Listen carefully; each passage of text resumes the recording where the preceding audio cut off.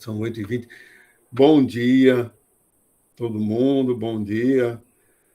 Estamos começando a gravar nossa aula de hoje, dia 12 de novembro de 2021, a primeira parte.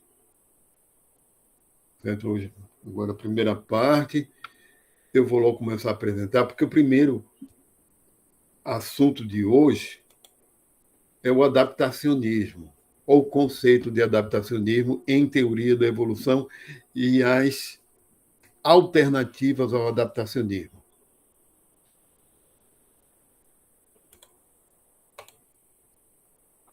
Que é algo que ainda é da discussão atual, certo? Ainda é dessa discussão atual. Eu coloquei lá para... Tem alguns exemplos aqui de... É baseado nesse capítulo, no capítulo 8 do livro Filosofia da Biologia, de Paulo Abrantes, certo?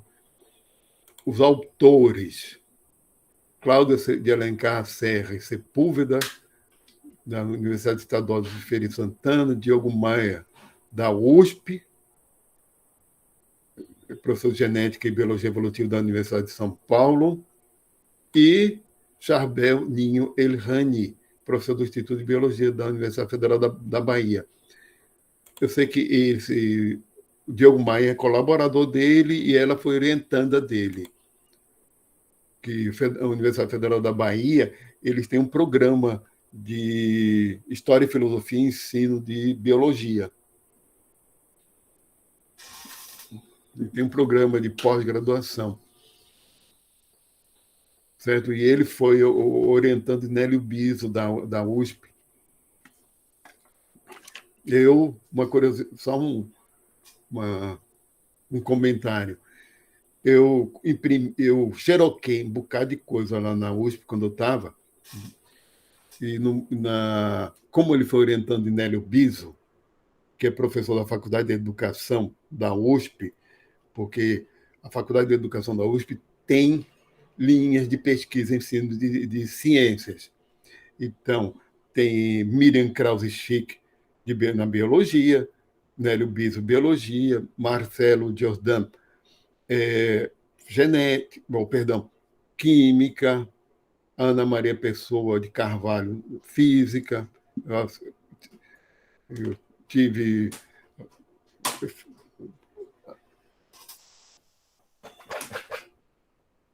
Eu fiz disciplina com Ana Maria Pessoa de Carvalho,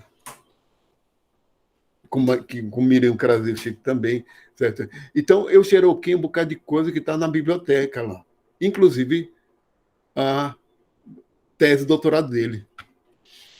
Eu tenho guardada a tese de doutorado dele. Fora livro de Miriam Krause-Schick, desses outros. Vamos lá.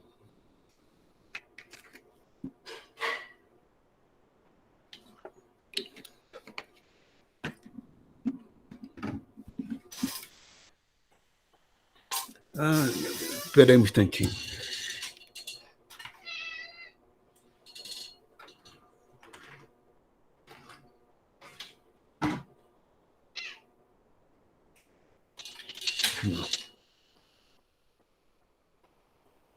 Olha, uma pergunta básica que se faz, afinal das contas, qual a origem da diversidade e complexidade biológica? Porque, no final das contas, porque a evolução e a seleção natural, esse processo, leva à diversidade. Então, existem duas formas de pensar para explicar. Primeiro, dessa forma que são chamadas teleológicas, ou que é o adaptacionismo, que é a função das estruturas e as necessidades adaptativas dos organismos, está colocado. Se é isso, por isso está aqui a pergunta. Ou fatores causais não adaptativos, como o padrão da organização herdada de linhagens ancestrais e adaptação sendo um subproduto da forma.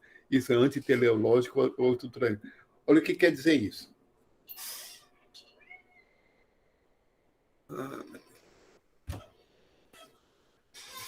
O que quer dizer isso?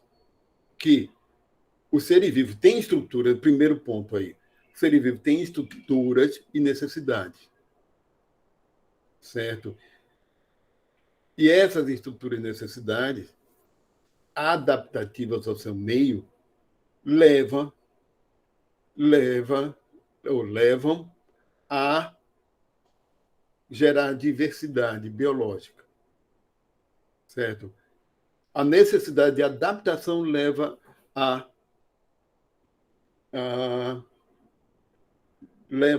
essa diversidade. Vai ficar mais claro para você já já, com outros exemplos, a partir de exemplo.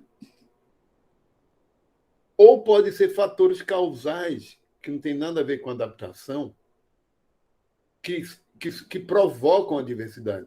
No primeiro caso, é a própria adaptação que leva à diversidade biológica, a própria adaptação ao seu meio ambiente, à sua necessidade de sobrevivência, ou fatores causais que não são adaptativos, como o padrão da organização herdada de linhagens ancestrais, etc. A adaptação é um subproduto. Então, esse ponto de vista também é chamado de estruturalismo antiteleológico. Por que é teleológico isso aqui? Eu já falei para vocês que o teleologia é considerar qualquer teoria que tenha teleologia significa que a finalidade existe, certo? Porque vamos retomar ali Aristóteles. Aristóteles tinha um pensamento teleológico, mas era um pensamento teleológico impessoal, certo? As coisas tinham uma finalidade a cumprir dentro da natureza, que a natureza deu aquela finalidade da existência daquilo. O adaptacionismo tem um viés teleológico também, que as coisas, o adaptacionismo faz com que as coisas, os seres vivos, por conta da necessidade adaptativa, têm uma finalidade, um fim. E o estruturalismo aqui dá ênfase nas estruturas, os órgãos, a organização do ser vivo como algo herdado, e a adaptação é um subproduto. Não existe finalidade nenhuma. Então, vou citar mais outra história.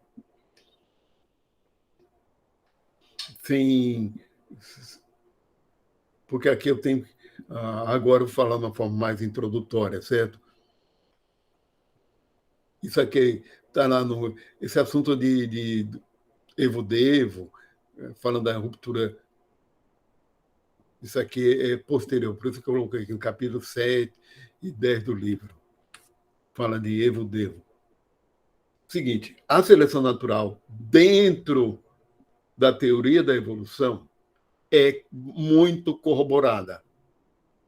O processo, como coloquei aí, o processo corroborado da seleção natural. Seleção natural, certo? Não é questionado como processo, certo? Digamos assim, do ponto de vista da filosofia da ciência de Lakatos, seleção natural está dentro do núcleo rígido. É algo que não se faz pesquisa para questionar dentro da biologia, certo? Porque ao longo das últimas décadas se tem dados empíricos observacionais em campo e em laboratório sobre o processo da seleção natural. observacionais, tanto em laboratório quanto em campo. Tem dados empíricos experimentais e as formulações teóricas muito robustas corroborando a seleção natural. Então, faz parte do núcleo duro da teoria da evolução. Então, o que a gente vai falar aqui são de outras coisas, né? Espera aí, eu vou apresentar aqui porque tem muito falar assim, porque certo. Perspectiva da teoria sintética do glossário de Futuima, de 1992, o que é adaptação. Vamos lá, falando de por que esse problema com a adaptação. A questão é a seguinte: a adaptação é um subproduto ou é a base? Porque vocês devem ler muito, ou mesmo ouvir falar muito de um ser vivo se adaptar, porque ele se adaptou. Mas a teoria da seleção natural não fala nisso. Fala que os seres vivos são selecionados a partir de seus caracteres em relação ao ambiente. Se o ambiente muda, os seres a outra seleção. E a adaptação, na formulação inicial de Darwin, era assim mesmo. Adaptação, ele nem acho que nem usa a palavra adaptação dessa forma. A adaptação é um subproduto. A adaptação, do jeito que muita gente fala hoje em dia, tem é um certo lamarquismo. Essa postura teleológica é bem lamarquista, de que há uma direcionalidade dos seres vivos. Sim, mas eu sei que existe argumento a favor da adaptação, mas vamos lá, começar com as dificuldades desse conceito. Como eles colocaram lá no glossário de Futuima, de 1992, sobre a teoria sintética, da perspectiva da teoria sintética, que é a grande síntese entre genética, teoria da seleção, da evolução. A adaptação é um processo de mudança genética de uma população devido à seleção natural. A seleção natural provoca uma mudança genética, tudo bem.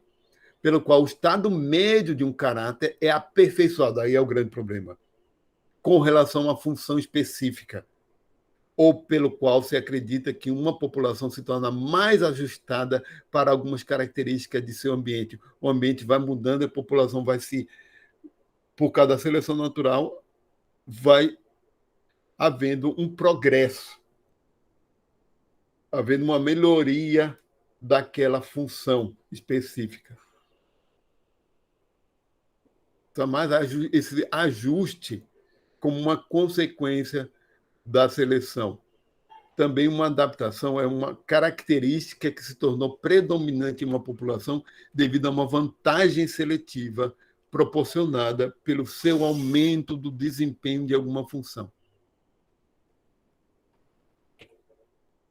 Então, esse é o conceito de adaptação de acordo com a teoria sintética. E tem alguns probleminhas aqui. Certo? Porque não é empiricamente comprovado, corroborado, que há um ajuste progressivo de certas características de uma população devido à seleção natural, que vai sendo um ajuste progressivo. Isso não tem a devida corroboração empírica. Isso é muito mais teórico mesmo. É possível que isso aconteça, sim, mas existem alguns problemas. Tanto é que existe má adaptações, né? Existe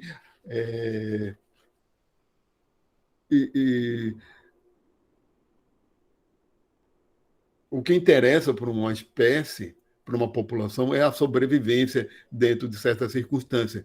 E isso não garante que certas funções que permitem a sobrevivência, não garante de nenhuma forma que elas progridam, fique cada vez mais ajustada ao ambiente. Não há nenhuma garantia nisso. Isso pode ocorrer? Pode, é claro que pode.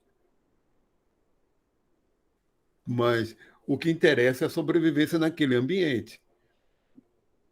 E a gente não pode esquecer que aquele ambiente tem outras espécies. E se não tiver espécies que porque, olha, é muito comum, e às vezes esquece um bocado, da coadaptação, certo? Que substâncias, olha, para vocês terem uma ideia da coadaptação, os animais interagem com as plantas, com os vegetais, desde sempre. Então, em certo momento, as plantas surgiram plantas com substâncias tóxicas, venenosas.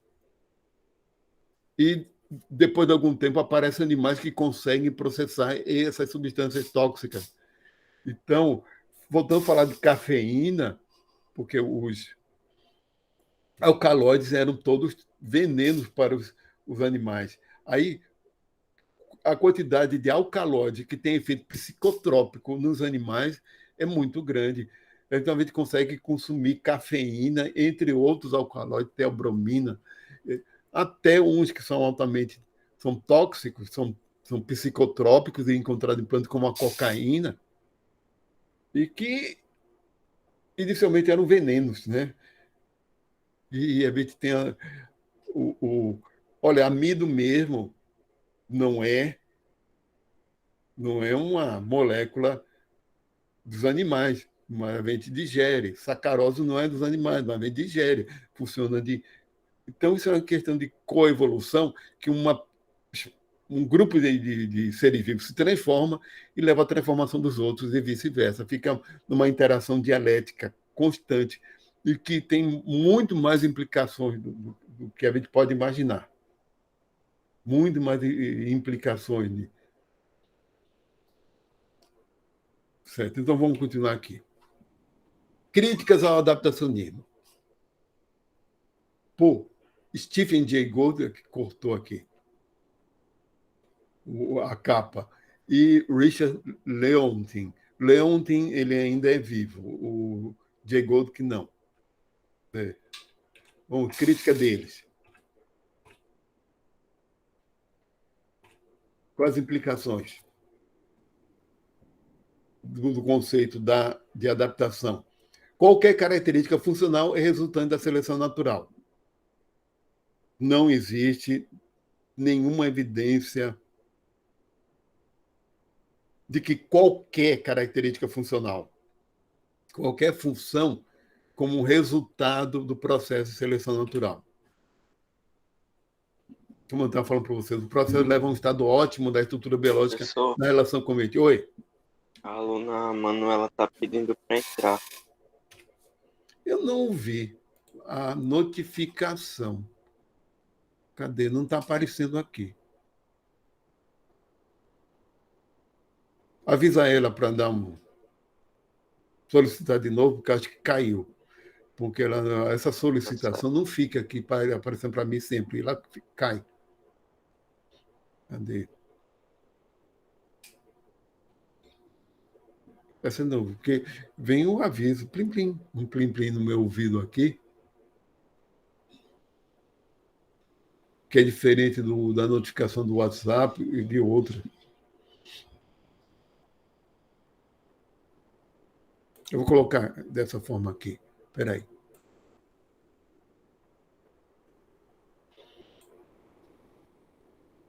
O que é que eu estou vendo? Estou vendo Vê se ela está.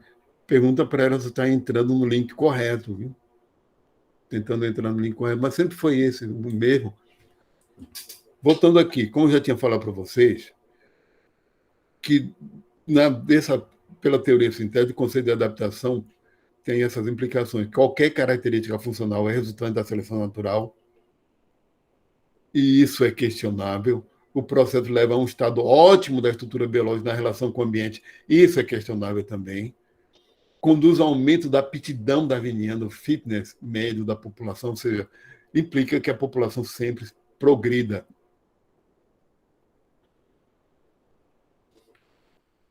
E eles falam que há tem um porém aqui, uma coisa é a adaptação moldada pela seleção natural, outra coisa é a adaptatividade da população, que é o incremento. Vocês podem ver aqui que vem aparece para mim para eu permitir a entrada. Uma notificaçãozinha assim. É bem por aqui. Eu não estou vendo nada.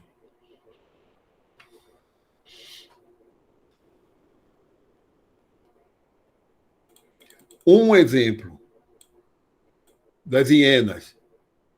Vamos lá falar agora em exemplo. Pronto, aqui, ó. Emitir. Pronto. Falar um exemplo.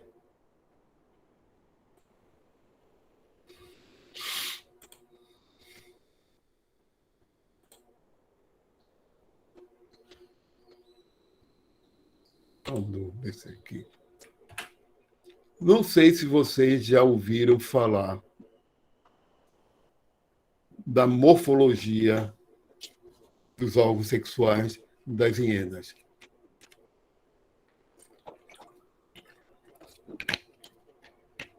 E de uma explicação adaptacionista dessa morfologia, de uma primeira explicação.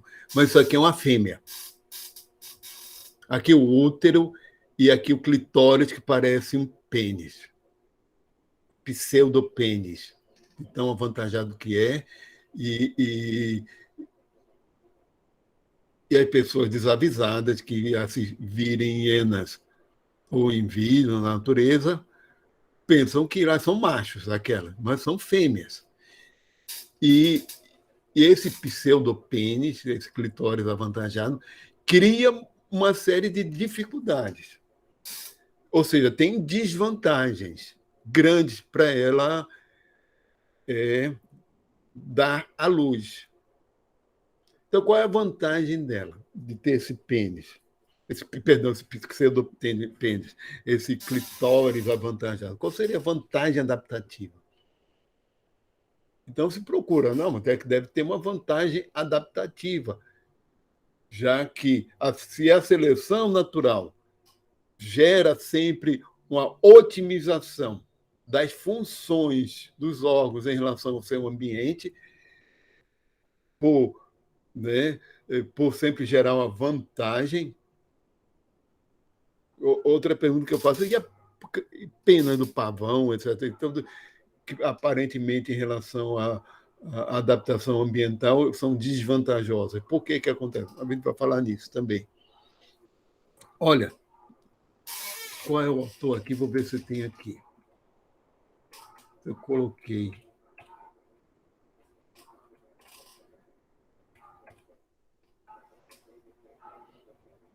Peraí.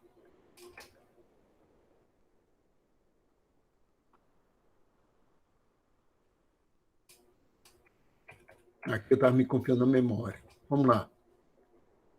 Mais adiante eu falo. Depois eu pego o nome, porque realmente, quando eu preparei isso aqui, estava bem na minha cabeça. Olha, em 1981, por aí, depois eu pego essa referência para vocês, viu? Já, já. Foi dada uma explicação adaptacionista com base no comportamento das fêmeas de hiena. Certo? Qual foi essa explicação adaptacionista? Em primeiro lugar, as fêmeas têm um comportamento mais agressivo que os machos. Então, um grupo de hienas, certo? A sociedade das hienas é uma sociedade dominada pelas fêmeas, certo? E elas têm uma espécie de ritual de se reconhecer cheirando esse clitóris, cheirando uma espécie de ritual que elas ficam muito tempo, elas cheiram. Olha, isso é comum entre carnívoros. Você sabe muito bem, o cheirar as partes íntimas e essa região é uma forma de se identificar, de se reconhecer. Reconhecer o indivíduo pelo seu cheiro típico e a região que tem mais cheiro, mais forte, mais típico de cada indivíduo, a partir por causa dos seus feromônios, é nessa região mesmo. Isso já é uma contestação. Eu estou contestando aqui essa explicação, mas elas têm uma espécie de ritual. Então, esse autor, que eu não estou lembrando agora o nome dele, desculpem, que agora me confiei na memória, mas porque está no livro. Esse autor diz o seguinte, que esse clitóris se tornou avantajado porque, sendo uma sociedade matriarcal das hienas, como é a das hienas, as fêmeas com clitóris mais avantajado tiveram vantagem adaptativa dentro da sociedade e deixaram mais descendentes. Tiveram dominância, porque elas exalaram mais cheiro, elas tinham vantagem naquela sociedade. E com o tempo foi aumentando, até que todas têm o clitóris bem avantajado, porque foi vantajoso dentro do comportamento social, de controle social, certo? Então, o que esse autor fez? Procurou uma explicação adaptacionista para aquele clitóris avantajado. O clitóris, ele se engrandeceu, se ficou avantajado, como uma questão de adaptação para vantagem adaptativa dentro daquele grupo. Então, elas começaram a predominar e deixou os genes adiante, porque é uma sociedade dominada pelas fêmeas. E tem aquele ritual de reconhecimento. Olha, ele fez uma explicação antipopperiana, digamos assim. Lembre-se de Popper. As explicações adaptacionistas são infalsificáveis e irrefutáveis por conta de estratégia de restrição e seleção de características. Realmente, ele não fez, ele pegou lá ele pegou, a partir das evidências observacionais dele, ele deu uma explicação irrefutável. Você pode notar que essa explicação que ele deu, certo, não tem como fazer testes, experimentos. Ele se baseou que qualquer traço funcional é baseado nisso. Qualquer traço funcional é devido a uma vantagem adaptativa. Será que é mesmo?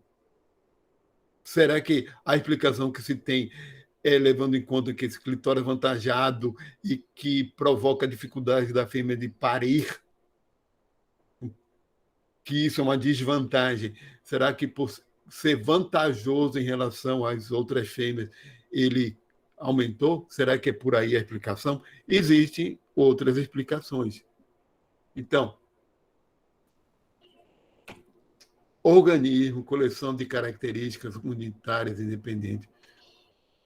Olha, existem explicações do que é chamada da evolução independente, que características unitárias, né, podem evoluir de forma independente em relação ao todo. E sim, e o que o conceito de adaptação provoca também do adaptacionismo, restrições ao poder de seleção natural mínimas adaptação por seleção natural como causa primária de toda forma, função ou comportamento. Mas vamos lá. Peter Geoffrey Smith, eu tenho 2 livros dele. Está ali naquela estante. Ele é o autor, tem um livro dele em português, que é o livro que eu tenho, e um pouquinho antigo, é de Filosofia da Biologia, que não tem tradução, não tem versão brasileira. Ele é australiano. E ele tem livro em português que é Outras Mentes, falando de polvo, de cefalópodes, da inteligência dos cefalópodes, porque ele estuda a relação de cérebro e mente, como é que o sistema nervoso gera uma mente, gera inteligência, e partir para estudar os cefalópodes, porque são muito diferentes da gente, muito diferentes em relação aos vertebrados, e são muito inteligentes. Mas ele tem vários artigos de filosofia da biologia. Então, e ele é filósofo, a origem dele de formação acadêmica.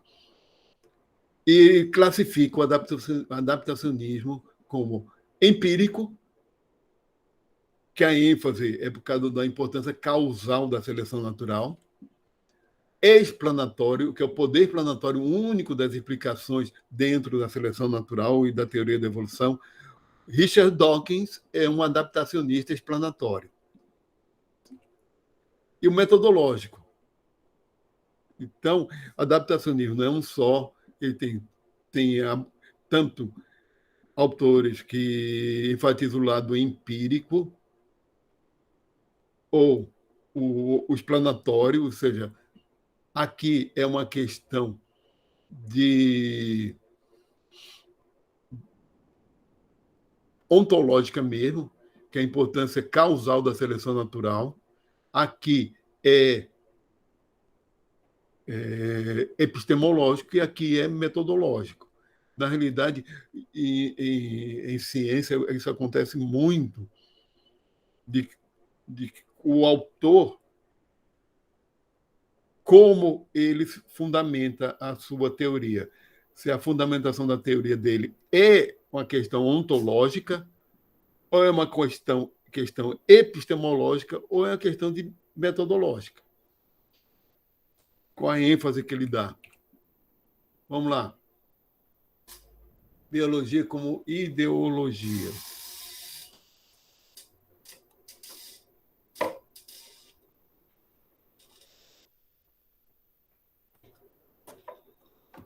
De Richard Leontin, geneticista de genética de populações, um dos maiores especialistas do mundo em genética de populações, e esse livro tem em edição brasileira aqui, Biologia como Ideologia. A capa é até a mesma, a doutrina do DNA, não mudaram a capa. É um livrinho, não está caro, já um pouquinho velho, digamos assim, acho que é dos anos 80, a primeira edição. Falando um pouquinho. Até aqui a primeira edição, porque essa aqui é de 2010. A edição mesmo, essa aqui brasileira aqui de 2010. Olha, ele nasceu em 1929, ele é vivo ainda. Ele é coautor de livros Textos de Genética. Certo? Vamos lá. Qual a crítica dele? Ele simplesmente nega o conceito de adaptação, tudo que a gente viu, e enfatiza o lado ambiental de construção de nichos. Certo? Que a evolução e a seleção natural se dá não pela adaptação das funções dos organismos, dos seres vivos, da adaptação progressiva ao seu ambiente, e sim da interação das espécies com o seu próprio ambiente pela construção de nichos, que vai ser sempre uma interação dialética. Então, a ênfase dele é muito mais ecológica. Vai ser populacional. A interação dialética... Perdão. Aqui está. Essa pilha aqui está começando a falhar. Interação dialética entre as espécies e seus nichos e as espécies entre si e seus nichos, que muito mais importante na teoria dele é a ocupação que uma espécie em relação ao seu ambiente, que é muito mais importante para a sobrevivência dela, e uma espécie é ativa na ocupação. Ela constrói o nicho, certo? Ela constrói o seu espaço e sua função dentro do ambiente. Então, ela não simplesmente se adapta, certo? Então, ele aqui, no caso aqui, de forma radical de contestar o conceito da adaptação, ele simplesmente nega, certo? E um outro conceito é o de exaptação. Vamos lá. Não é à toa que eu coloquei penas de aves aí, da ave do paraíso. Vai ficar. Sim. Está falhando aqui. Exaptação, um termo perdido. Aqui, eu fiz um print do artigo original. Um termo perdido na ciência da forma. Autores Stephen Jay Gould e Elizabeth S. Vrba. Certo? De 1982. Aquele artigo que eu falei porque eles criticam aquela explicação sobre o clitóris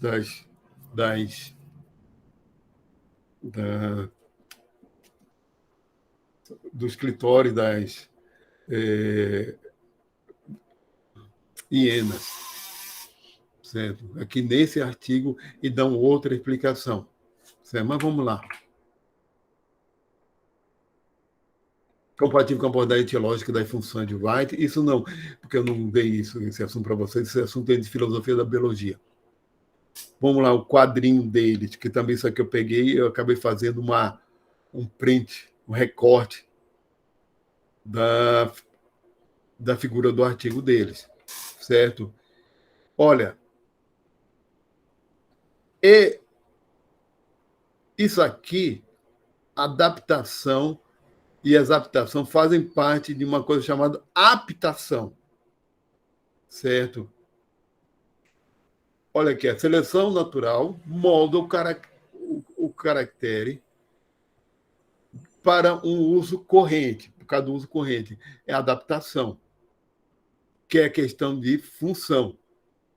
A adaptação é uma questão diretamente ligada à função.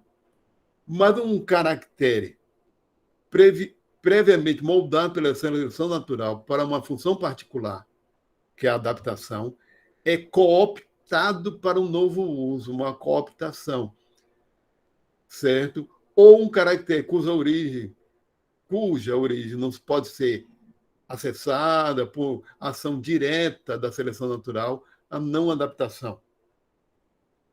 Uma adaptação pode ser cooptada para um novo uso, ou um caractere que não tinha nem uso pode ser cooptada para um uso corrente. Aqui tem duas coisas. Ou um caractere que tinha uma adaptação antiga passa a ser usada de outra forma.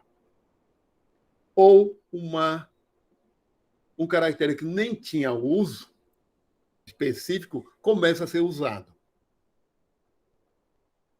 Tudo isso aqui é a chamada exaptação, certo? E isso aqui, a exaptação é questão de efeito e não de função. Tem um caractere que ou tinha uma adaptação e passa a ter de uma função e passa a ter outra função, ou não tinha função, não tinha sido selecionado pela seleção natural para uma função específica e passa a ter função. Então, muita coisa da evolução, das transformações, podem ser neutras. Existem caracteres que podem ser neutros e, com a mudança de ambiente, deu vantagem para aqueles indivíduos que têm esse caractere neutro, mas que passa a não ser mais neutro com aquele novo ambiente. Eu coloquei penas, porque penas, em termos de origem, não eram para voar, mas são muito eficientes no voo. E essas penas com aqui das aves do paraíso, dos machos e de pavão, tem outra função que é a sexual, de atração sexual. A gente vai ver isso. Tá? Vamos lá.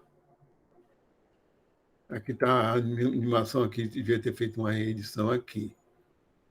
Bom, exaptação. Uma estrutura que surgiu evolutivamente para desempenhar uma função, mas que passou a desempenhar uma função diferente. O cara desse blog, Biologia Evolutiva, né, astropite.org, criou essa. Diz que é um exemplo, né, que a caneta não serve para rebobinar uma fita cassete. Certo? Tem outra função. Mas, vamos lá. Ossos, sua função original não era sustentar o organismo, e sim armazenar sais minerais. Mitocôndria, sua função original não era produzir ATPs, e sim reduzir o altamente tóxico oxigênio. Vai mais de fundo, é mais antigo ainda esse exemplo. Penas de aves, eu não coloquei aqui a quadrilha de penas. A função original das penas, certo? Não era voo.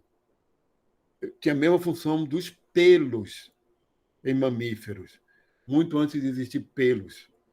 As penas têm a função de regulação térmica, surgiram nos dinossauros. Dinossauros que deram origem às aves modernas.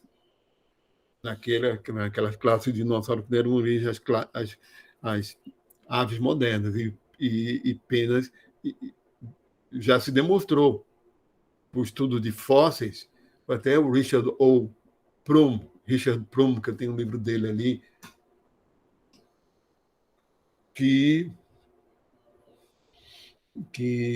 demonstrou que há padrão de coloração a partir de um estudo de fósseis de dinossauro com penas, que ele conseguiu determinar ali que há padrão de coloração, porque se comparou com as aves modernas, certo? E que havia produção de pigmentos nas penas de dinossauros, certo?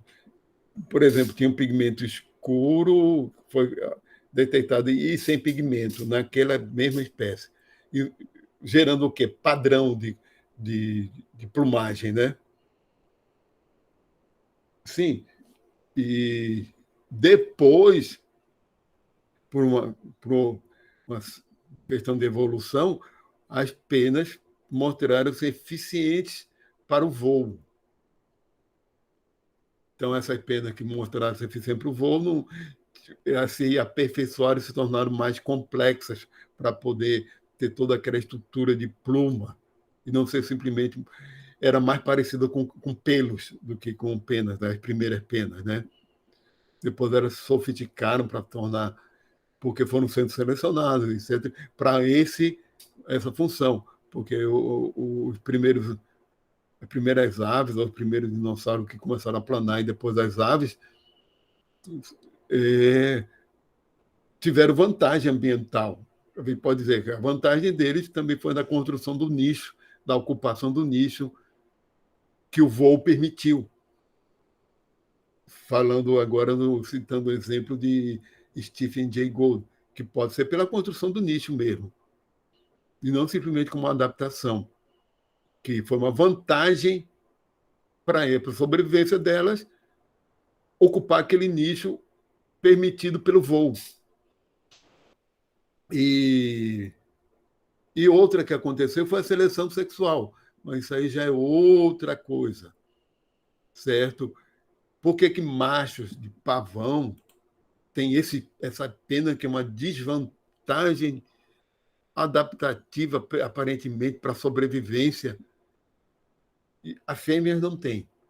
O que machos têm de muitas aves? Tem um comportamento.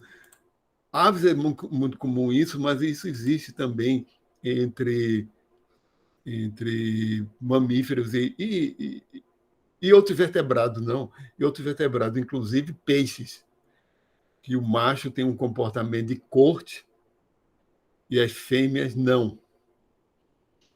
De querer atrair, e existem várias estratégias da atração, certo? Então, a desvantagem ambiental de ter essas penas é compensada pela vantagem sexual. Eles têm uma vantagem sexual de deixar seus genes adiante sendo assim.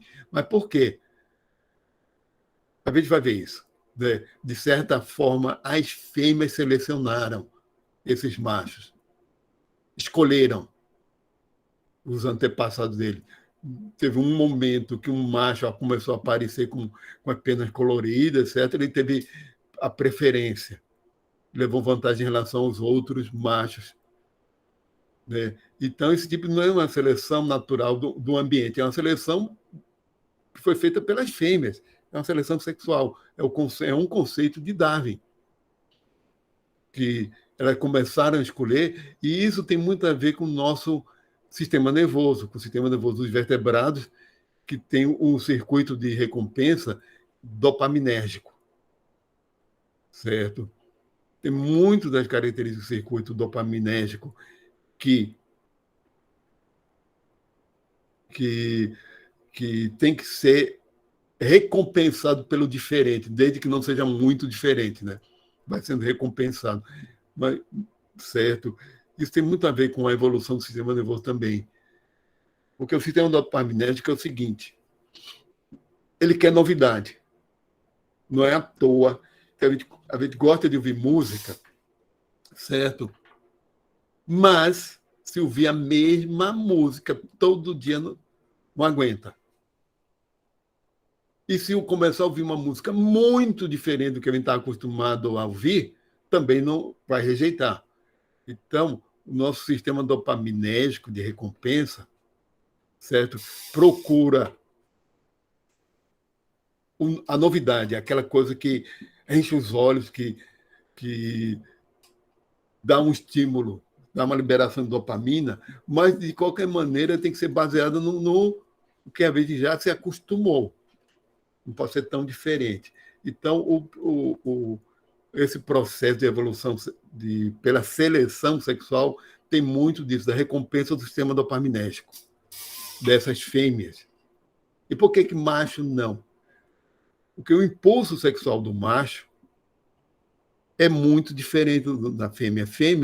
As fêmeas, em termos de origem, tiveram vantagem sendo seletivas. Os machos não. Ela tem vantagem sendo seletiva para a sua prole, e a coisa não é tão simples, não, viu? Depois eu falo sobre isso, sobre ali a quantidade enorme de estratégias e de motivos que levam as fêmeas a serem seletivas é muito grande. Vocês vão dizer, entre o ser humano também, entre qualquer enzima, qualquer. As fêmeas têm limitação, mas o dado mais básico é que elas têm limitações quanto à prole, e macho não tem. Então, a tendência dos machos é querer serem menos seletivo mesmo, quererem. Eles foram selecionados para quererem a menor oportunidade. Olha, o ser humano um pouquinho é uma exceção a isso, né? Já adiantando uma coisa para vocês, é o seguinte, porque comparando com a gente, comparando com um símio, certo? Com os símios, chimpanzés, que é os animais mais próximos da gente. Né? De certa forma, nós somos símios. Os chimpanzés, a vez separou deles, o ancestral em comum tem 7 milhões de anos, né? Em relação aos chimpanzés. O grande problema da nossa evolução, de ter que conhecer a nossa evolução, é algumas espécies intermediárias entre esse ancestral em comum e os australopitecos, etc., que a gente tem poucos dados, inclusive não tem como saber como era a sociedade, a gente tem como inferir, imaginar como é que era a sociedade, a partir do que se sabe. E entre os chimpanzés, gorilas, orangotangos, bonobos, certo? O macho não tem seletividade, a fêmea sim. Mas o macho não tem seletividade nenhuma. Ele não recusa. Ele não recusa qualquer fêmea que esteja apta, que permita que ele se acasale, ele não recusa. Seletividade nenhuma. Certo? E vocês vão dizer, o homem é bem menos seletivo que a mulher, mas não é como um chimpanzé, viu? Basta, no caso do chimpanzé, qualquer fêmea que esteja no cio, ele quer. Qualquer. E no caso do homem, não é assim não também, né? Depois vamos falar sobre algumas coisas, até porque vocês, como biólogos, têm que ter subsídios para a discussão sobre sexualidade humana. Mas depois, só estou falando isso aqui porque eu vou falar da seleção sexual por causa das penas. Então, as penas das aves também funcionam para a seleção sexual, funcionam como. Tem outras funções além do voo. Isso é só mais um exemplo de exaptação, que diz respeito ao efeito e não à função.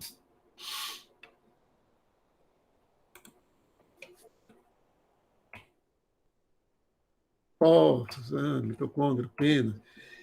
E tem a teoria neutra, que é a evolução por deriva genética. Deriva genética, por acaso. Desde a década de 1940, que é a mudança de frequência alélica de populações por amostra traz julgamento, se vê que há o acaso. As mutações são ao acaso. E a grande maioria das mutações não tem efeito em termos de seleção natural. Certo? Não há nenhum efeito, são neutras. Por isso que é chamada teoria neutra. Sim, que os seres vivos vão mudando e a grande maioria das mutações, quando não são deletérias, elas também não são vantajosas. Então, essa teoria neutra foi desenvolvida pelo lado da biologia molecular. Certo? Porque se sabe disso, mas não existia nenhuma teoria, desde os anos de 1940. Em 1968, foi desenvolvida uma teoria, chamada Teoria Neutra da Evolução Molecular, de um japonês que é Moto Kimura. Moto, esse dois O aí só é para prolongar, né, a vogal. Que é vogal longa e não curta. Moto Kimura. Que ele fazia que esse panselecionismo era ingênuo, que não tinha base que evolução pode ser neutra, a partir do acúmulo de mutações a nível molecular. E em 1973, uma orientanda dele, que é Tomoko Ota, orientanda do Kimura, criou, digamos assim, fez uma revisão dessa teoria, porque a teoria dele era muito radical. certo? Mas vamos lá, o que é essa teoria? Porque, falando da teoria pluralista da evolução molecular, que já foi uma revisão da teoria do japonês lá, do Kimura. Olha, existem evolução que é por deriva gênica, são neutras.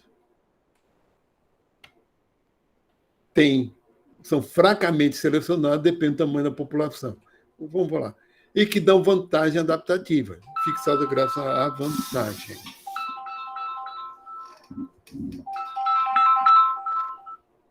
Ligação do Paraná. Graças à vantagem. Olha, vai ficar mais claro para vocês, eu dando exemplo mesmo. As mutações, elas podem alterar proteína e tem mutação que não altera. Para uma mutação alterar alguma função de um organismo, ela tem que alterar as proteínas. Certo? Mas pode alterar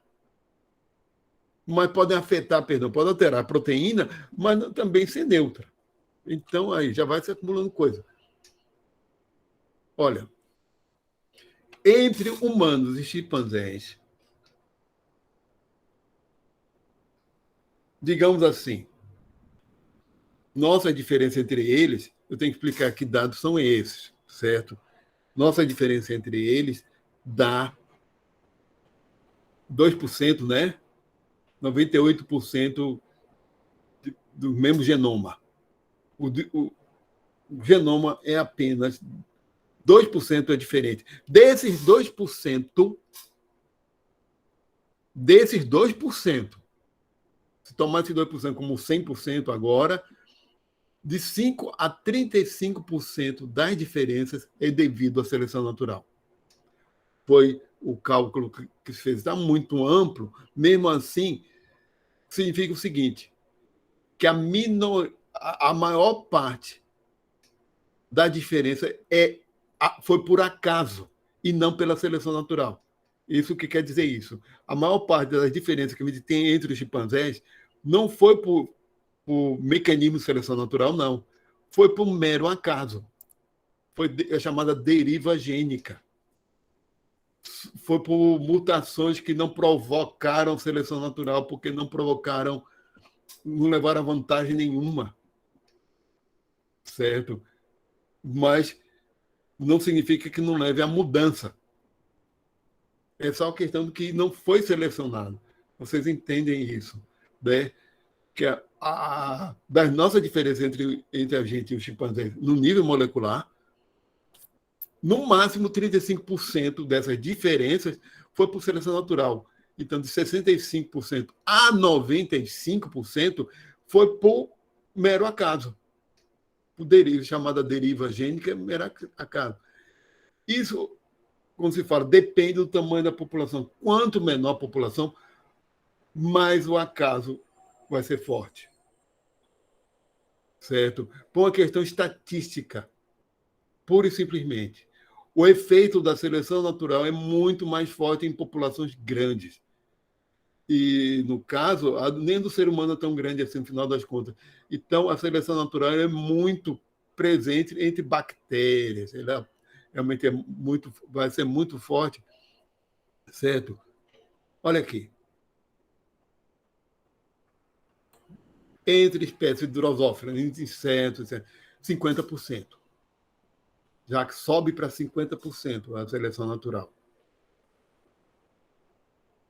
Essa figura aqui, falando dessa deriva gênica, é um acaso. Espera aí, vou ver se tem. Não, isso aqui não... Agora para vocês não vou falar nisso. Bactérias e humanos, né? Que, como eu estava falando para vocês, essa figura aqui, que eu peguei lá, no exemplo da deriva gênica, temos uma população original assim, dessa forma, com bastante variedade, certo? E por uma questão de acaso, e não por questão de seleção natural, predominou isso aqui, porque a população, quanto menor,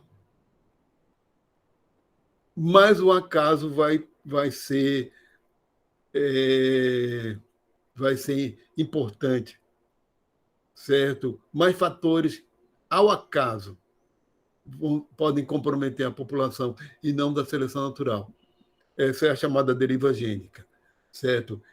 Aqui, por exemplo, esse azul aqui, esse roxo quase, foi deixando seus descendentes, deixando, mas por um acaso, esse aqui, por exemplo, pode ter morrido antes da idade, não por uma questão de adaptação, mas por acaso mesmo, ele morreu antes, ele morreu sem deixar descendentes. Esse aqui só deixou um, esse outro só deixou um, mas esse aqui não deixou nenhum. E esse aqui só deixou um e esse um que não conseguiu deixar. Parou essa linhagem. Mas não foi por questão de seleção natural, certo? Esse aqui não deixou nenhum, acabou. Esse aqui foi deixando um, outro, depois aqui isso acabou. Esse azul claro aqui também.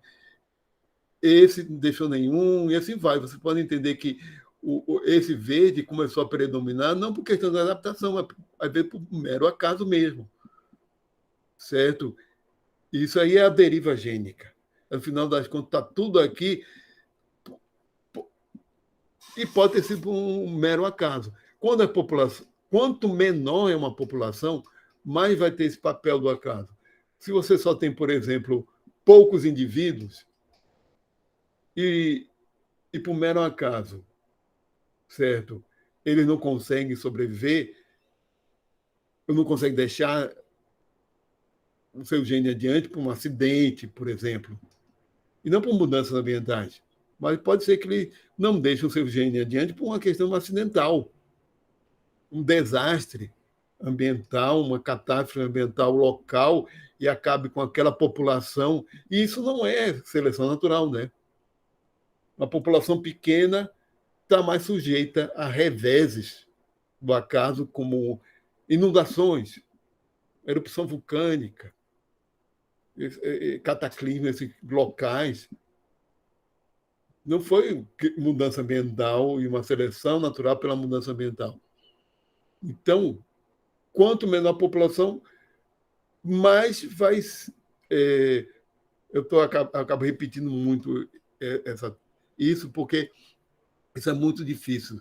Às vezes não é muito difícil, não. É pouco falado, certo? Isso é muito pouco falado. É que esse papel do acaso, em termos de evolução e da seleção, que essa seleção aí não é natural. Não é a seleção natural, que a seleção natural, quando se fala, é a questão da adaptação ao ambiente. O ambiente muda, aqueles indivíduos que têm o gene adequado para aquele ambiente levam vantagem adaptativa e deixam seu gene adiante, certo? Mas o indivíduo pode não deixar seu gene adiante por uma questão acidental. E populações quanto menores, pior para ela. E a população, mesmo do ser... O ser humano tem uma população grande agora, de um tempo para cá, né? Em termos biológicos e geológicos, é muito pouco tempo, certo? De muito pouco tempo, a nossa população é grande agora, comparada com outros símios, existem vários motivos para isso, certo? Mas tem autores, quais as várias genômicas são relevantes. Afinal das contas, o que o gene, o genoma afeta? Então, tem explicações não adaptativas da origem da complexidade genoma. Em 1978, esse autor Cavalier Smith fala do tamanho do núcleo. Mas isso é outra história, por causa dos introns, certo? A variabilidade genômica provocada pelos introns, o núcleo grande dos eucariotos permite a eles haver intron, E o procarioto não tem intron. Então, permite que haja muito DNA que não tem expressão gênica. E isso gera variabilidade que não é adaptativa, é simplesmente variabilidade genômica, no nível do genoma da espécie. E essa explicação quase neutra é aquele tamanho que eu acabei de falar, de população, bactérias e humanos. Bactérias, um ser humano tem mais bactérias do que a população inteirinha do planeta, né? De humanos. Bactéria, procarioto, micro-organismo, não se fala a quantidade que tem. Então, realmente, quando se observa o papel da seleção natural em organismos que têm uma populações enormes, como bactérias, e invertebrados, como insetos, se vê mesmo que... Olha, essa apresentação, essa aula agora, é para mostrar para vocês que não é uma unanimidade que a seleção, para os autores, explicar que a seleção natural é a causa de tudo, de toda a evolução, que pode haver outras formas dos seres se transformarem. Certo?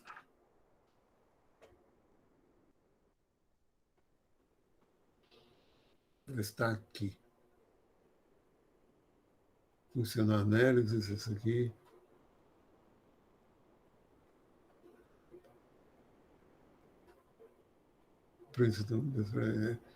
Esse livro que eu tenho aqui, o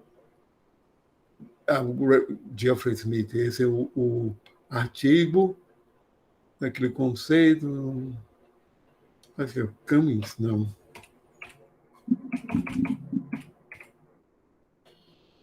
Vamos lá, a gente tem meia hora aqui até o intervalo.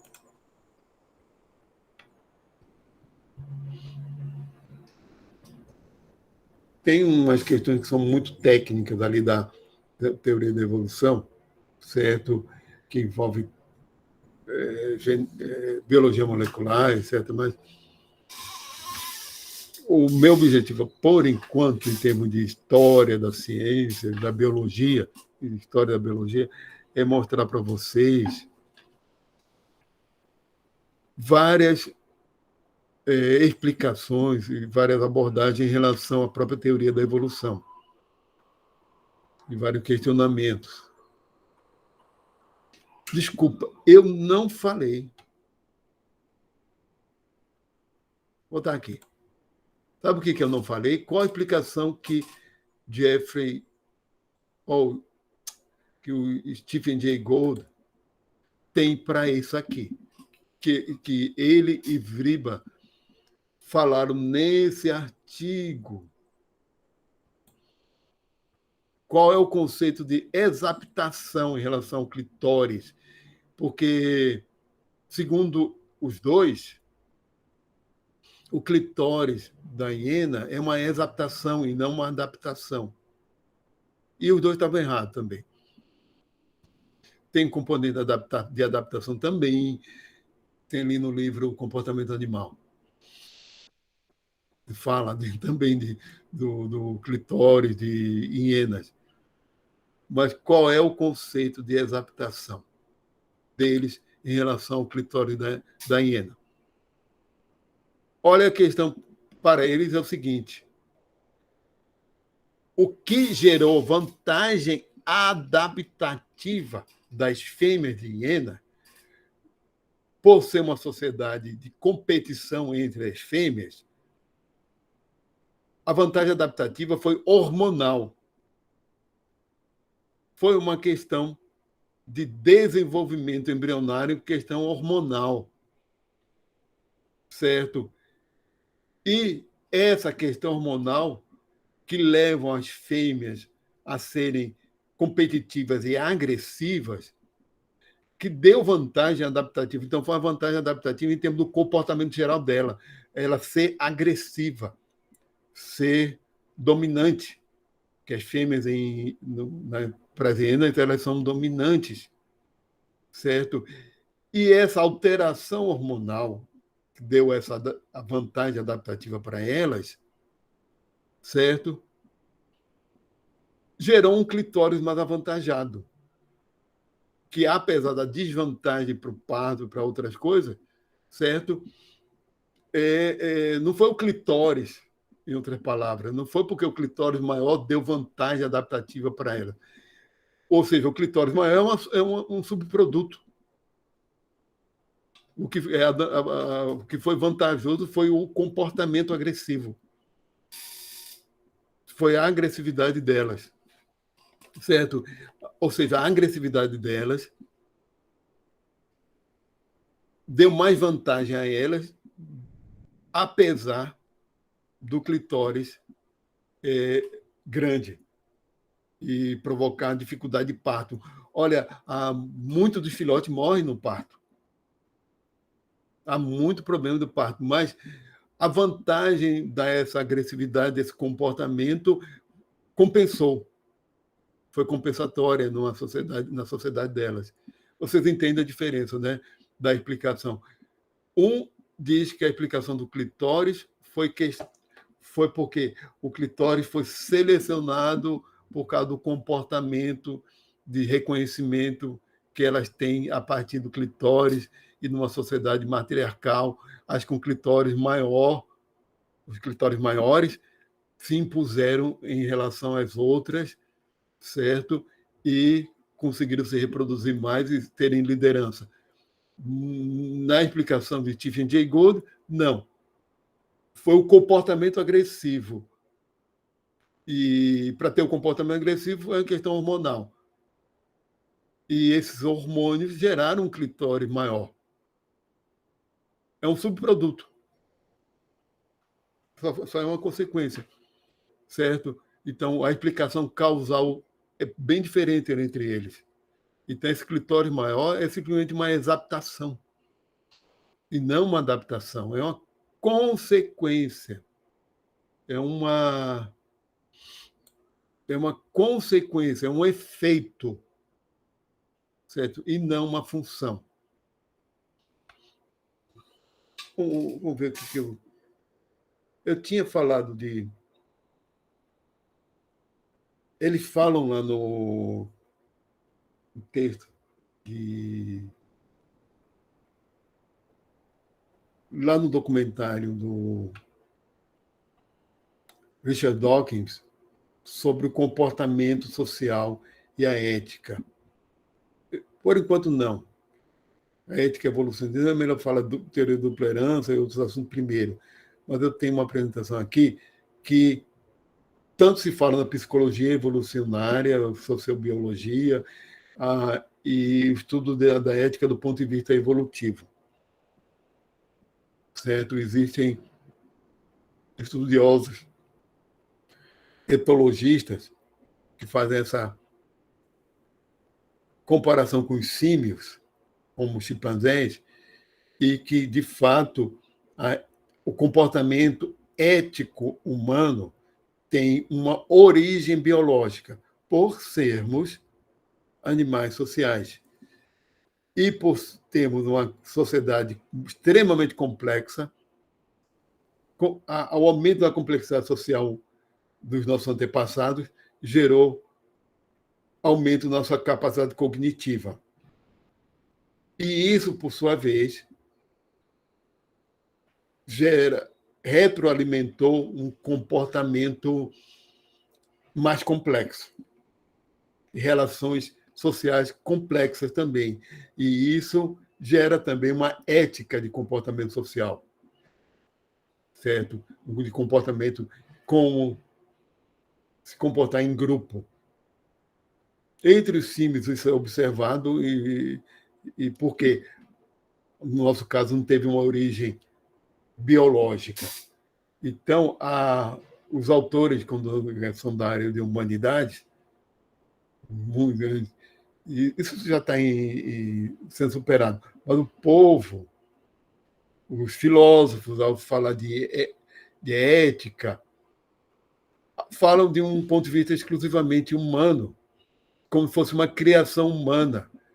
em contraponto à nossa natureza animal, fosse algo que a gente criou, certo? Que a gente criou para viver em sociedade. Olha, o ser humano evoluindo a partir de outras espécies que eram também sociais, certo? Essas outras espécies sobreviveram e se relacionaram em grupo. Para que isso acontecesse, havia uma espécie de comportamento ético entre eles, de, de relações entre esses grupos. E a teoria da dupla herança, eu vou falar, seria bom para começar a falar isso, mas tem um outro aqui que. Não, isso aqui eu acho que é muito especializado agora dentro da teoria da evolução. Mas é só para concluir agora, por enquanto, porque eu falei de adaptacionismo, então, dentro da teoria da evolução, se tem uma discussão de que nível se dá a seleção natural. Afinal das contas, a seleção natural acontece com o gene, com o indivíduo, com a espécie ou com outros níveis de organização biológica. Não há consenso. O Stephen Jay, perdão, não o Stephen Jay Gould, mas o Richard Dawkins diz que é com gene. Então, há uma discussão sobre isso, certo?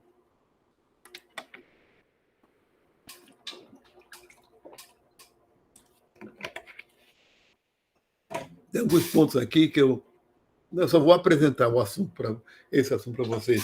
Depois do intervalo, falar da teoria da dupla herança. Certo?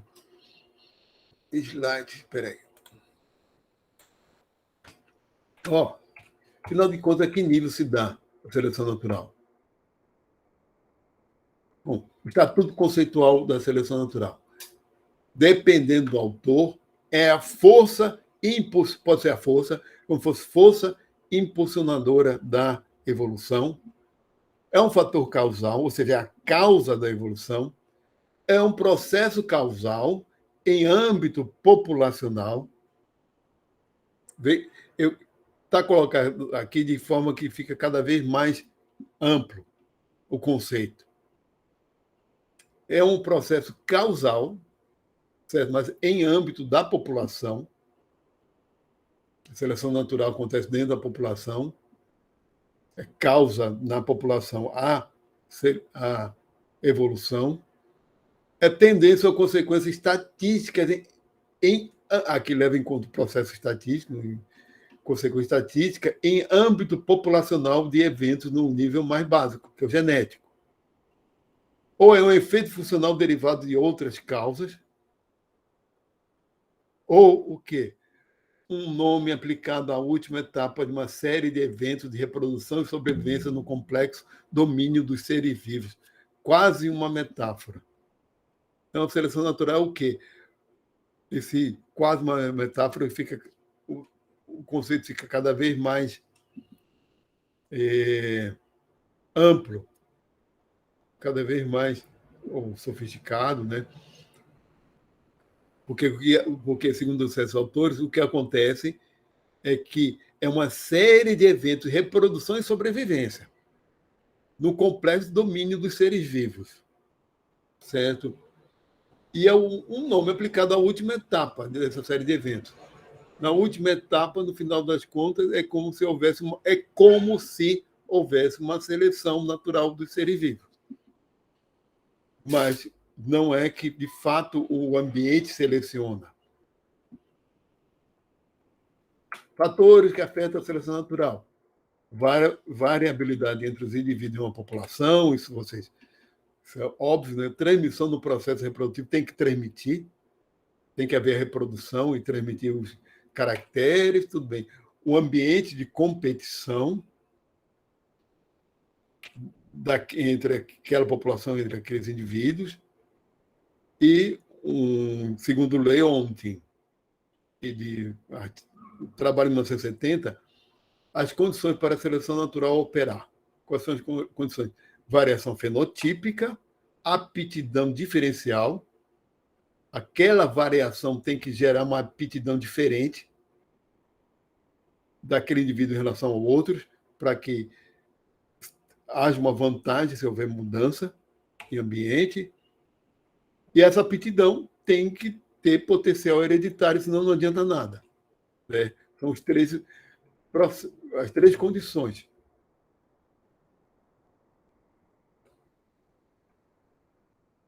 As unidades de seleção.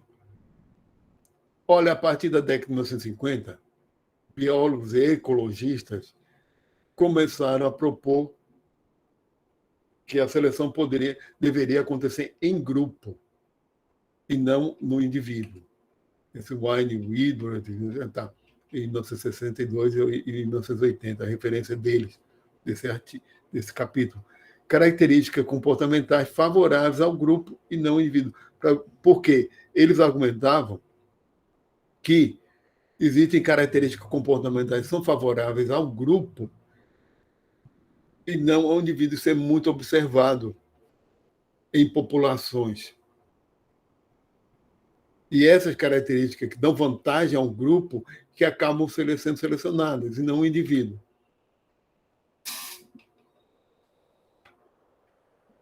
E esse tipo de comportamento leva à estratégia adaptativa de limitar a reprodução e preservar a provisão de alimentos para o grupo. Fala do exemplo do papel do sentinela, que favorece o grupo e não o indivíduo, certo? Favorece a sobrevivência do grupo e não do indivíduo. Pelo contrário, né? Ele é, às vezes, um dos primeiros a ser predado. E mesma coisa a questão do comportamento altruísta. O problema da proposta, na época, era a falta de verificação empírica. Olha, pessoal, Richard Dawkins, no livro O Gênio Egoísta, ele contesta tudo isso aqui. Ele diz que, no final das contas, as estratégias comportamentais, inclusive as altruístas, o papel do sentinela, o sacrifício do indivíduo em favor da população, leva à seleção do gene, no nível gênico, porque leva à amplificação de certos genes, inclusive do gene altruísta, perdão. O indivíduo se sacrifica em função do grupo, mas o que interessa para o pool gênico do grupo, certo, é a própria multiplicação daqueles genes. Então, ele vai argumentando de que todo comportamento altruísta, na realidade, é a estratégia que aquele indivíduo altruísta herdou, certo, de comportamento que está lá nos seus genes, que no passado favoreceu a multiplicação dos genes. E, no final das contas, vai levar à multiplicação dos genes. Certo? E, no final das contas, é o gene que interessa, que é o objeto da seleção. Então, argumentação a favor da seleção do indivíduo. Seleção natural, mecanismo de evolução. Adaptações resultam da evolução. Isso aí, a argumentação dele é adaptacionista. A convicção que os indivíduos são os objetos, entidades reais, no processo da seleção. O processo de evolução são os indivíduos e não as populações que mostram as adaptações. Ou seja, as mudanças fenotípicas estão nos indivíduos. Que o gene, no sentido da informação genética, é que são o foco da seleção. E a crítica dada a esse autor é por ser reducionista. A mesma crítica que se faz a Richard Dawkins. Depois eu vou falar um pouquinho mais em questão de reducionismo, agora, depois do intervalo, na teoria da dupla herança. Tá? Richard Dawkins, exemplo dele. Porque ele divide em duas coisas. O replicador, aquilo que tem a capacidade de copiar a si mesmo diretamente e com fidelidade e de transmitir-se de geração em geração, como o DNA, e o veículo, aquilo que hospeda os replicadores. Ele faz essa divisão, né? e serve para protegê-los e propagar os organismos. O gene em si é informação, não é necessariamente o DNA. O DNA só é o veículo dessa informação. A ação dos genes se estende também ao comportamento. Não existem grupos como entes discretos, e sim só indivíduos. A argumentação dele. Em 1980, o Hull troca, ao invés de falar em replicador e veículo, certo? Prefere a palavra interagente, o replicador e o interagente, porque o veículo, ele, de certa forma, é construído a partir do replicador, certo? Ele não é separado do replicador. Então, Hull, ele usa essa palavra interagente porque o próprio veículo ele existe graças ao DNA, ao replicador, que tem informação e é sempre construído pela essa interação. Cada célula vai construída. Ela hospeda o DNA e ela existe graças ao DNA, na diferenciação celular, etc. Né? Wilson Sober. Em seleção de grupo, aí eles estão enfatizando que o quê? Que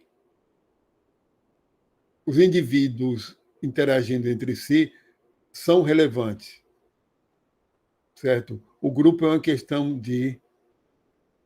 da interação entre os indivíduos. Então, tem que ser considerado, porque sem o grupo, os indivíduos não sobrevivem naquelas espécies que vivem em grupo. A estrutura da população é importante para caracterizar a unidade da seleção. E a aptidão é propriedade. Gritos de alarme.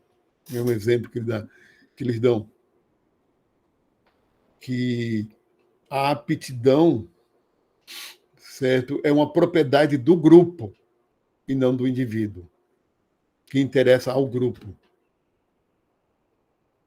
Grupos não são apenas um agrupamento de indivíduos diferentes.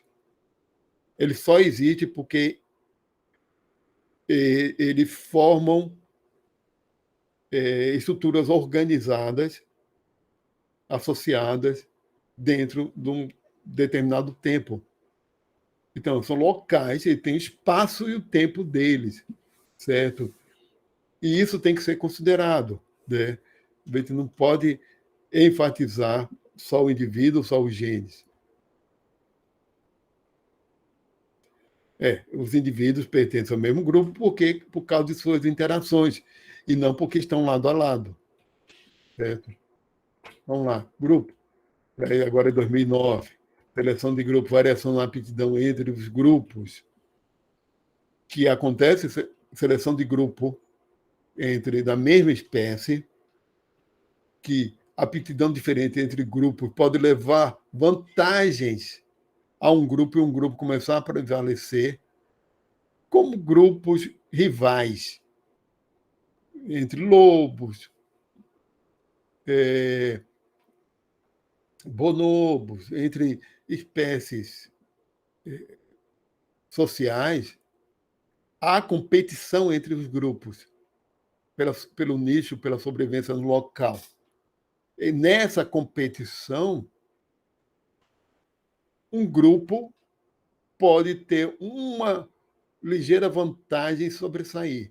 E depois de algum tempo ele vai começar a predominar. E isso vai levar adiante, né, aqueles genes. Olha, então essa é a seleção de grupo. No indivíduo, variação na aptidão entre os seres no mesmo grupo.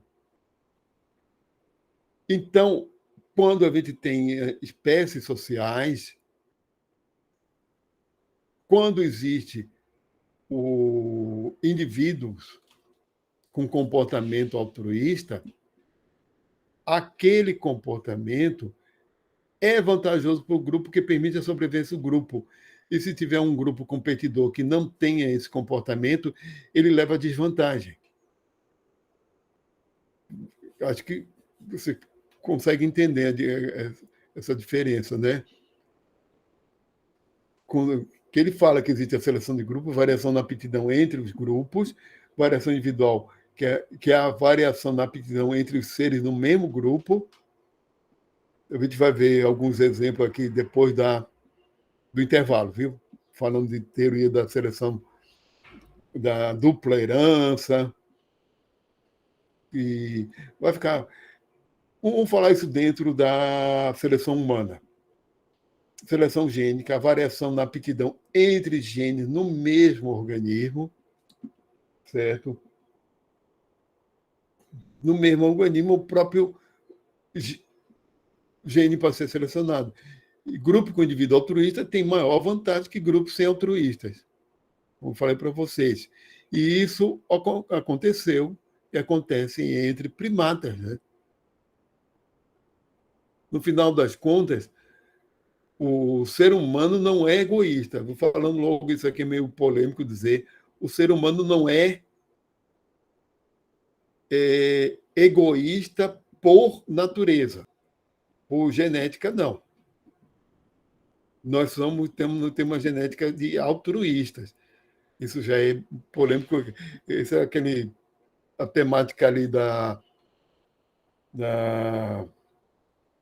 ética evolucionária. Mas por que existe muito egoísmo? É outra história, o egoísmo, mas é outra história. Vamos lá. O pluralismo que diz que é uma proposta que a seleção se dá em múltiplos níveis. É uma coisa que eu mesmo tenho maior tendência a aceitar, que a seleção pode se dar em múltiplos níveis. Isso é mais compatível com uma visão não reducionista da natureza. Por que a seleção não se dá em múltiplos níveis mesmo? No final das contas, tem que ser no gene, no indivíduo, no grupo. Né? A natureza é extremamente complexa. Nós que temos a tendência a querer reduzi-la a fórmulas. Né? Isso aqui, não vou falar agora, não. Já confronto em monismo, pluralismo, ou de que é diferente. Monismo é essa tendência a reduzir fenômenos naturais a fórmulas, certo? De fator causal. Um fenômeno tem uma causa, ou poucas causas, causa e efeito direto, certo? E o pluralismo considera que há múltiplos fatores causais para o mesmo fenômeno. Que a coisa. É o pensamento complexo de Edgar Morin. Por isso que eu disse, eu tenho maior tendência a aceitar isso, porque eu como leitor de Morin, de Edgar Morin, a gente tem que considerar que a natureza é um fenômeno da natureza, são fenômenos complexos e que não existe causa e efeito, uma causa, um efeito. Não, múltiplos fatores causais. Citando um exemplo em termos médicos, a gente fala que fumar é fator de risco para câncer no pulmão. Não significa que fumar cause câncer de pulmão. A coisa não é simples, realmente é complexa. É fator de risco, como se leva estatística. Certo? Quando uma pessoa tem câncer de pulmão e é fumante, a gente pode dizer que, dentro da estatística, aquele câncer de pulmão provavelmente foi provocado também pelo fumo, mas existem fatores que podem ter fatores genéticos nisso aí. Tem gente que fuma e não tem câncer de pulmão, tem gente que não fuma e tem. Tem múltiplos fatores causais, certo? E podem ter. Olha, Então, fumar pode ser fator de risco para uma série de problemas de saúde. Outras coisas podem ser também. Separar as coisas não dá. Não dá mesmo. Como separar, não dá. Em termos experimentais, para saber se uma pessoa realmente a causa daquilo foi o fumo, por exemplo, citando exemplo, foi por causa do fumo, se ela não fumasse, não teria tido câncer, ela teria que ser comparada com ela mesma não fumando. Isso não é possível, né? No máximo, nem com irmão gêmeo daria certeza. Então, esses estudos têm que ser estatísticos mesmo. Certo? Que a hierarquia organizacional, né? O ser vivo tem hierarquia organizacional, genes, organismos, grupos, espécie, como agente de seleção. Desde que não se leve a um relativismo, né, que é o ponto negativo, também o relativismo ele acaba sendo pouco racional, sendo vago. Né? Várias formas de pluralismo, o convencionalismo, falando que é ontologicamente neutro, não, mas pluralismo relativista, que é de Sober e Wilson, de novo aqueles autores. O Wilson, esse aqui já no artigo de 1998, que diz que a conduta cooperativa e altruísta, fala como exemplo, e cita o outro como simbiose, mutualismo e forma de vida social, como exemplo de evolução em múltiplos níveis. Vamos aqui, continuação. Postura intermediária, Walter, realismo moderado. Isso não. Que é Gottfried Schmidt, de novo, ele aqui, evolução da estrutura da população, modelo humano.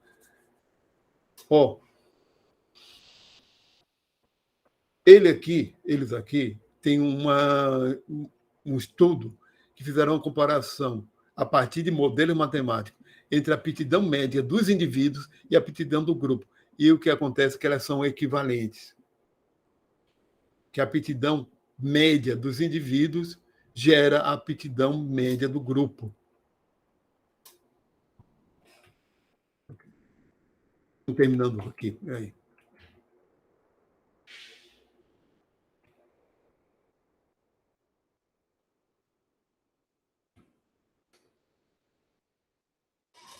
Eita, aqui citei. Isso aqui é para concluir. Eva Jablonka e Marion Land. Eu vou ter que citar esses aqui. Esse livro aqui. Esse livro aqui, de 2014, Evolução em 4 Dimensões. Esse livro aqui é um pouquinho técnico, tem um outro ali que é de Eva Jablonka com Simona Ginsburg, certo? Eva Jablonka é israelense, Simona Ginsburg também, e Marion Lamb é britânica. Ou é americana? Agora, peraí um instantinho, peraí. Acho que não tem dizendo sobre ela não aqui.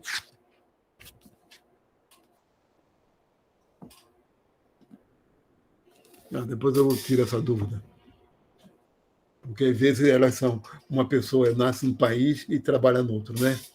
Está em outra numa universidade no outro país. Ou a universidade dela acho que é americana e ela é britânica, uma coisa assim. Mas vamos lá. Limitação da explicação individualista, a questão das limitações. Vamos lá. As críticas quanto ao papel dos genes para a evolução, certo? Pura e simplesmente, é porque abuso da dinâmica interna causal em favor do gene. A falácia da média, reducionismo, identificação incorreta de unidade, favorecimento da dicotomia replicador interagente ao veículo, gene como os únicos replicadores. A questão é a seguinte, por isso que eu disse, a proposta de Eva Jablonka e Marion Lamb é posterior a isso. Evolução em 4 dimensões, ou seja, em espelhado, né?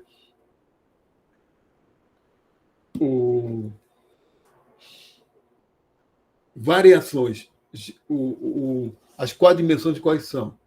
Que as variações genética, epigenética, comportamental e simbólica na história da vida. Eu vou citar, não hoje, mas depois da apresentação lá da teoria da dupla herança, por causa desse simbólico. Ele diz que elas consideram que a evolução se dá em níveis, mas aí não é nem questão aí do ser no gene, no indivíduo, população, grupo, espécie. Não. Aqui, aponta como fatores impulsionadores da evolução as variações genéticas, que é nível do gene mesmo, do DNA, epigenética. Tem a epigenética, a variação epigenética, promove a evolução. Evolução tem consequência da evolução, mas comportamento também. E simbólica, mas simbólica é o nosso caso, né? Por isso que eu disse, depois da teoria da dupla herança, falar nelas. Né?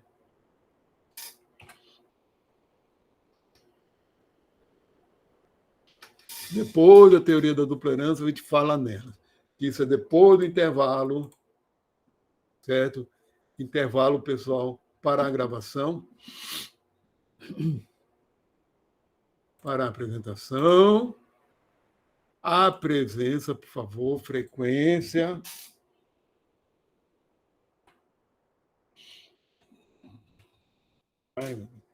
Usar como eu sempre como eu esqueço, com frequência, a frequência. A apresentação. Espera aí. Vou parar a gravação. Interromper a